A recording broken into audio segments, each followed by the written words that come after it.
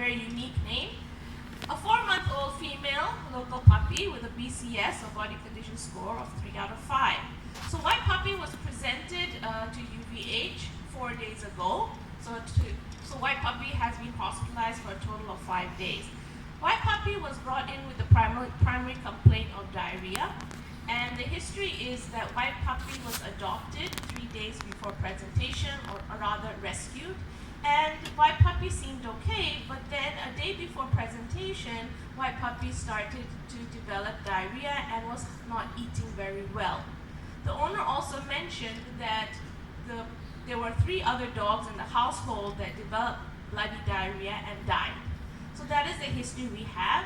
In terms of management, White Puppy is fed a commercial supermarket brand kibbles and is kept in a multi-dog household in the outdoor compound.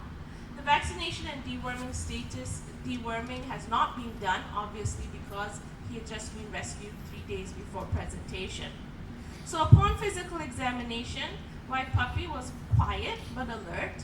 The vitals were normal, and what we notice in terms of abnormalities, the abnormalities included pale mucous membranes, 5% dehydration, and tics were noticed on the body. Now the vomiting, diarrhea, and hyperexia the problems are based on what we were able to get from the history or from the owner. So this is a list of differential diagnoses that we came up with initially. So for the vomiting and diarrhea, the top differentials, obviously because of the history of 3 other dogs in the household dying recently, we're thinking about infectious causes, and specifically canine parvoviral infection, canine distemper. Because diarrhea and vomiting is common also in helminthiasis, we put that there, and obviously because White Puppy has been a stray, dietary indiscretion is also there on the list. The pale mucous membranes we divided into whether it could be due to anemia or poor perfusion. Now poor perfusion is less likely in a 4-month-old puppy, so it's down there on the list. So if we think about anemia dividing into regenerative, non-regenerative, the most common would be for regenerative babesiosis. We're thinking about anchylostomiasis and an immune-mediated hemolytic anemia. So hyperexia, obviously due to losses incurred from the vomiting and diarrhea, due to the main cause of the vomiting diarrhea, and the 5% dehydration due to excessive losses from vomiting and diarrhea. So what we did was initially, obviously because this dog, it looks like it could be something infectious and we need to determine whether to put in quarantine, the canine parvoviral antigen test was done and the result was positive. So this confirmed that the dog had canine parvoviral enteritis. So what we did next was put it into quarantine and we started to treat symptomatically. Because it's a viral infection, obviously there's no specific treatment.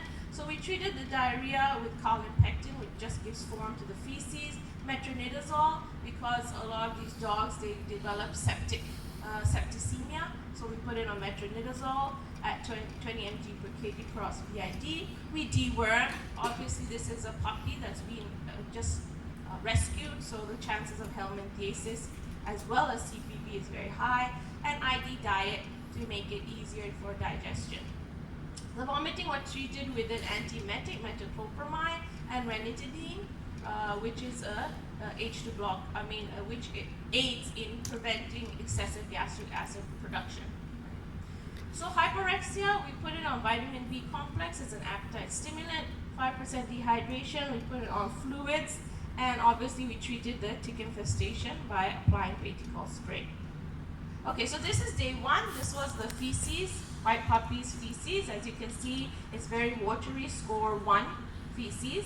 On day 2, we actually were able to see a worm in the feces. Okay, that was excreted. This was a dead worm. And we also sent a fecal sample to parasitology for simple flotation, and we identified an ancylostoma ova. So at this point in time, our diagnosis was canine parvoviral enteritis and helminthiasis. We also did send blood up for complete blood count and serum biochemistry, and these were the results. So as you can see here, to summarize, the PCV was low, and all the red blood cell components were low. This was indicative of an anemia. The reticulocyte count was 4.5, so it's responsive anemia. So we're thinking about what could have caused this responsive anemia. Now, the most likely is the acylostomiasis, which caused a blood loss anemia. So we are thinking about a blood loss anemia. This was further confirmed, or this was further, this diagnosis was also aided with the result of the total protein, which was low. As you can see, the albumin is also low. So this also helped us to reach a diagnosis of blood loss anemia, most likely due to acylostomiasis. So here we have it. This is our final diagnosis. So what happened to White Puppy? Well, on the first day it looked kind of quiet, but after the treatment was initiated, White Puppy the following day looked much brighter and started eating. This was the feces on day 3, so you can see it's about score 2. And this is the feces on day 4, which was yesterday, which is about score 2 to 3.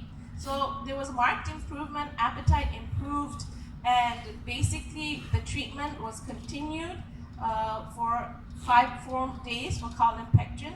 Metronidazole, we're going to stop it today, so today would be the last day. Dontal plus, or the deworming, that will be done 2 weeks later.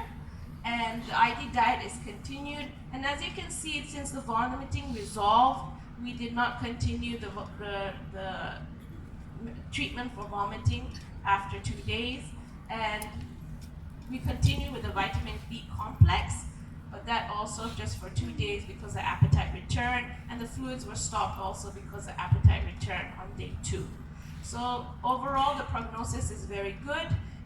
We are going to recommend to the owner to vaccinate and deworm regular, proper schedule, and today White Puppy should be going home. That's it.